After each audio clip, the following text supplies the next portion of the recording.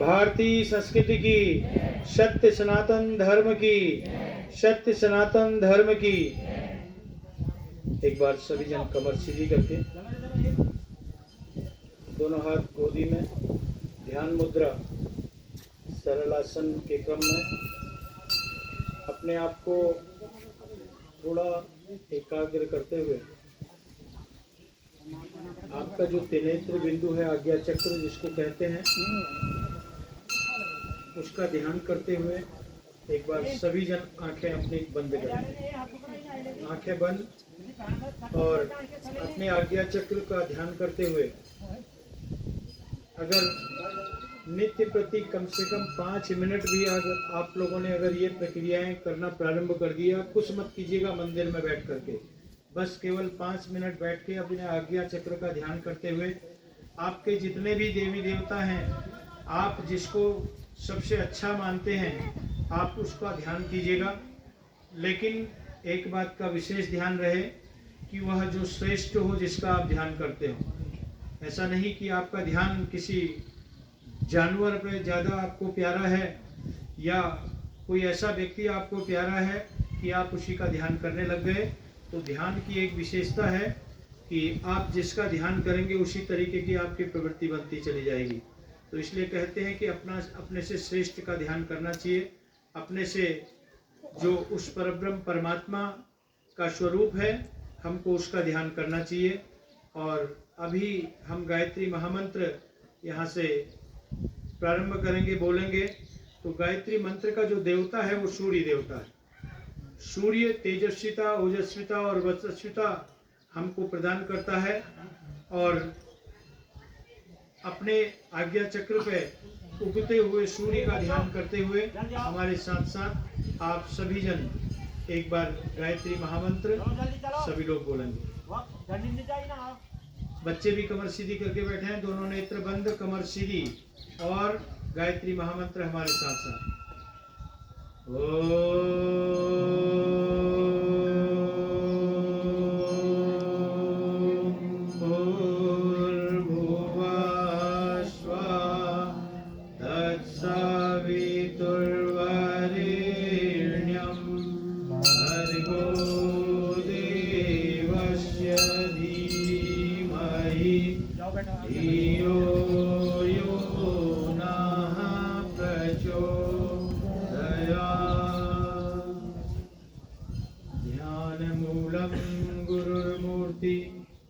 पूजा मूलम गुरुर्पदम, मंत्र मूलम गुरुर्वाक्यम, मोक्ष मूलम गुरु कृपा। ओम हरने को अज्ञान ज्ञान की ज्योति अखंड जलाई, भू पर लाने स्वर्ग योजना युग निर्माण चलाई। ज्ञान यज्ञ के लिए समर्पित जिनका जीवन सारा, उन सद्गुरु श्री राम चरण में विनम्र प्रणाम हमारा। असंभवं संभव कर्तुमुद्यतं, प्रचंड झंझावृतिरोध सक्षमं, युगस्य निर्माण कृते समुद्यतं, परम महाकालममुं नमाम्यहम्, परम महाकालममुं नमाम्यहम्। परम पूज्य गुरुदेव वंदनीय माता जी, गायत्री माता सूक्ष्म रूप से विराजमान समस्त देव शक्तियों के सूक्ष्म संरक्षण में यह पावन देवालय और संतों की यह भूमि और देवभूमि उत्तराखंड, हम सब लोग आज इस दिव्य कलश रथ के माध्यम से एक विशेष संदेश, युग निर्माण योजना, युग परिवर्तन, विचार क्रांति अभियान और इस धरती पर स्वर्ग के अवतरण और हर मानव में देवत्व के उदय का संदेश लेकर के आपके बीच में आए हैं। आइए, जिस प्रकार परब्रह्म परमात्मा ने एको अहम भविष्यामि का जो सूत्र था उसके आधार पर इस सृष्टि की रचना की और शिव और पार्वती पुरुष और प्रकृति के संयोग से यह पूरी सृष्टि का निर्माण हुआ है और जिसमें हमारी जो माताएं हैं उनका सर्वश्रेष्ठ योगदान इसलिए क्योंकि जब शिशु गर्भ में आता है तो उसकी पूरी जिम्मेदारी माँ पे ही होती है। तो आइए हम एक भजन के माध्यम से इस क्रम को प्रारंभ करते हैं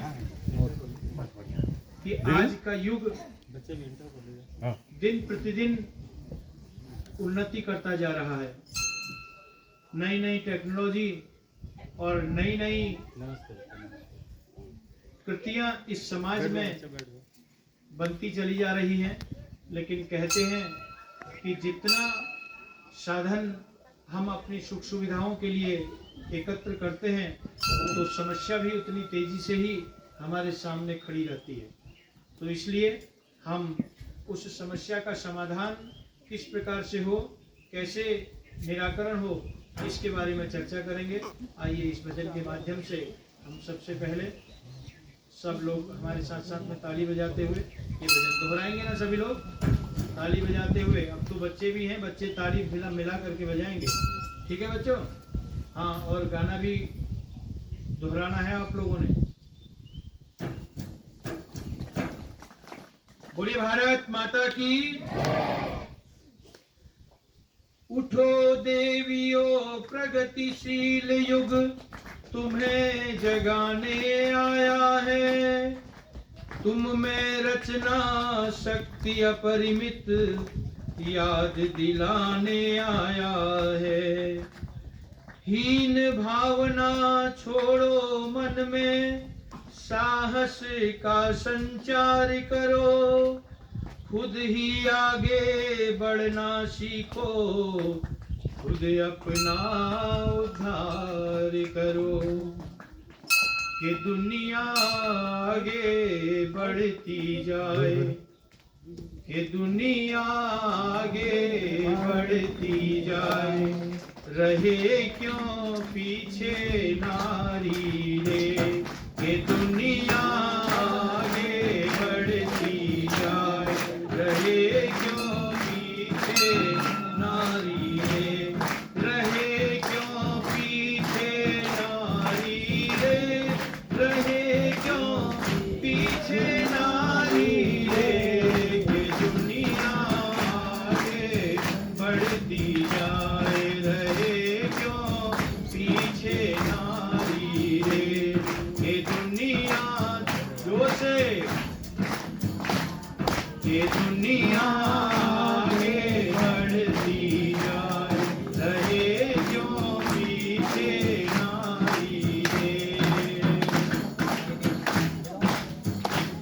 नारियों को आगे आना, नारियों को आगे आना, काम कुछ करके दिखलाना, काम कुछ करके दिखलाना, मार्ग उन्नति का अपनाना, मार्ग उन्नति का अपनाना, न बाधाओं से घबराना, न बाधाओं से घबराना।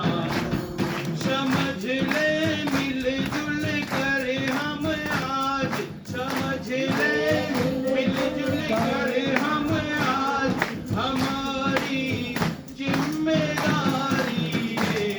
कि दुनिया आगे बढ़ती जाए, रहे क्यों पीछे नारी रे।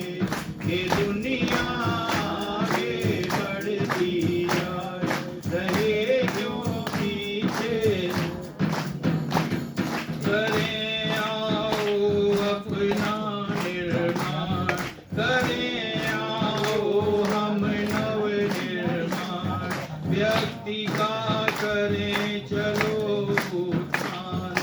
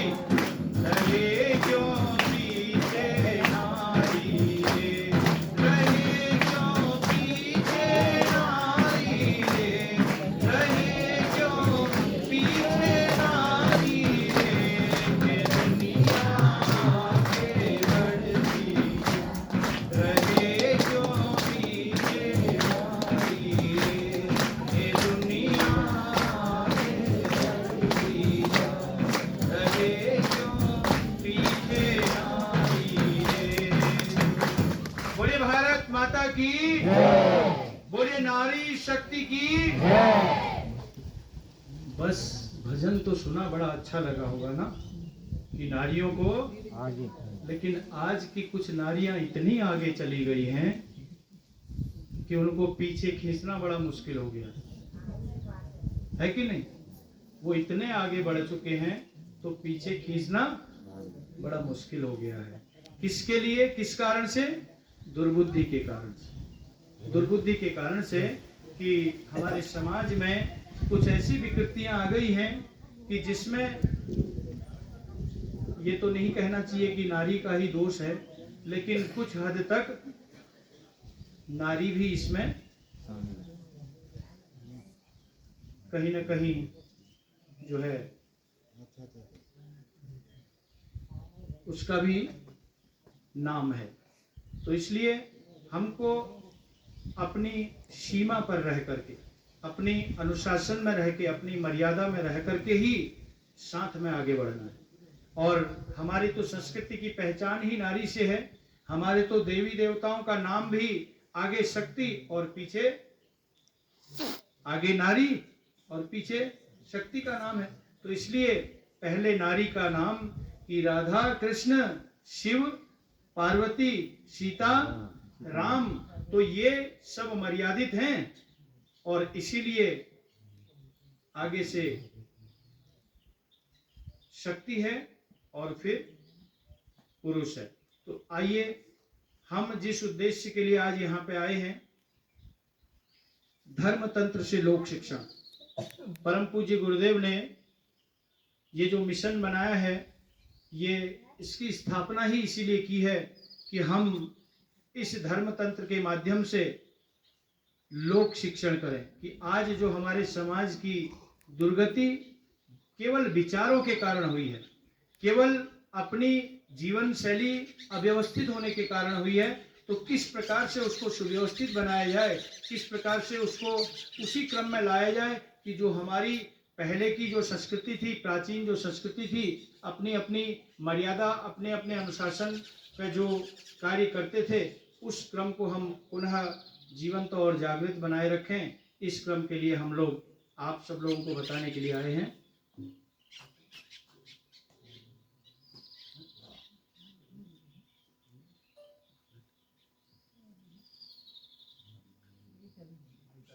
शांति कुंज का नाम कितने लोगों ने सुना है? नाम सुना है। गए कितने लोग हैं? हरिद्वार कितने लोग गए हैं? बहन जी एक गई हैं, भाई साहब गए हैं, बहुत कम लोग गए हैं। और सबसे बड़ी बात, मैं आज आपको एक बात यहाँ सबसे पहले कहना चाहूंगा कि जाको प्रभु दारुद दुख दीना, ताकि मति पहले हर लीना, और जापे कृपा राम की होई, तापर कृपा करे सब कोई। हमें सबसे बड़ी पहली प्रसन्नता ये हुई कि हमारे बीच में इस महादेव के प्रांगण में एक साक्षात महादेव के रूप में हमारे एक संत विराजमान है। और ये आप लोगों के लिए बहुत बड़े सौभाग्य की बात है, बहुत बड़े सौभाग्य की बात है। क्योंकि कहते हैं पहले तो प्रथम भगति संतन कर संगा, ये भरत की जो नवधा भक्ति थी ना, तो उसमें ये पहला सूत्र है कि प्रथम भगति संतन कर संगा, कि भगवान अगर हमको अपने आप को कहीं आगे बढ़ाना है तो सबसे पहले किसका साथ होना चाहिए? संत का साथ होना चाहिए। दूसरी रति मम कथा प्रसंगा, फिर दूसरी जो भक्ति है वो सत्संग कथा, कि जो हमको उनके द्वारा ज्ञान प्राप्त होता है और उसको हम अपने जीवन में उतारें। और इस प्रकार की भरत ने नवधा भक्ति का क्रम था। तो कहने का मतलब है कि आपके बीच में जो यहाँ पे ये जो दिव्य मूर्ति संत के रूप में पधारे हैं, तो आपसे हमारा शायद पहले ही मिलन हुआ है, हरिद्वार में पतंजलि योगपीठ में एक साथ हम लोग रहे हैं, भले ही व्यवस्थाएं अलग अलग थी, तो आज हमें भी दिल में बहुत प्रसन्नता हुई और जब बातचीत हुई तो, लेकिन हमें इस बात का बहुत अच्छा है, गुरुदेव कहते हैं कि अगर एक संत अगर एक गांव की जिम्मेदारी ले ले तो इस पूरे भारतवर्ष में जितने गांव हैं और जितने संत हमारे इस भारतवर्ष में हैं, अगर वह अपनी जिम्मेदारी के साथ में और अपनी साधना के बल पे अगर उस गांव के उद्धार के लिए थोड़ा भी समय समाज को दे दें, तो फिर हमारे जो आसपास के गांव हैं उनका वातावरण ही कुछ अलग होता चला जाएगा। और निश्चित रूप से जब ऐसे संतों का आगमन कहीं होता है तो वहां की प्रकृति, वहां का वातावरण अपने आप बदलता हुआ चला जाता है। तो शायद आप लोग जो यहाँ पे रहते हैं, अगर उन्होंने कुछ ऐसा अनुभव किया होगा तो वो अपने मन में जानते होंगे। ऐसा होता है ना?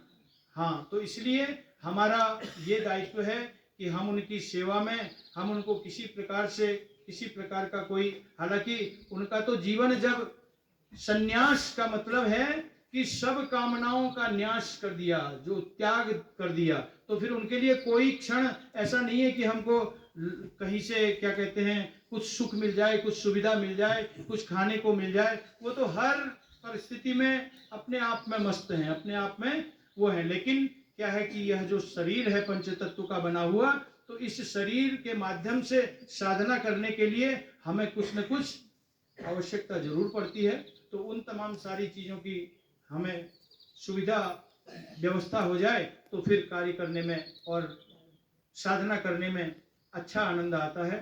तो इसलिए आप सब लोग शायद इस परंपरा को यहाँ पे निभा रहे होंगे। तो परम पूज्य गुरुदेव ऐसे ही हमारे भी एक गुरु, जिनको हम कहते हैं पंडित श्री राम शर्मा आचार्य, जिन्होंने गृहस्थाश्रम में रह करके इतनी उच्च कोटि की साधना की कि आज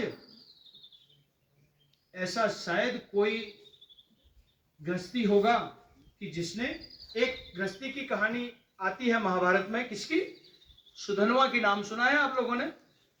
सुधनवा सदगृहस्थ, उसने अपने सत्य मार्ग पर चले हुए एक एक कार्य को एक बार किसी संकल्प के साथ जोड़ दिया था और भगवान के आगे जीत उस सदगृहस्थ की हुई थी।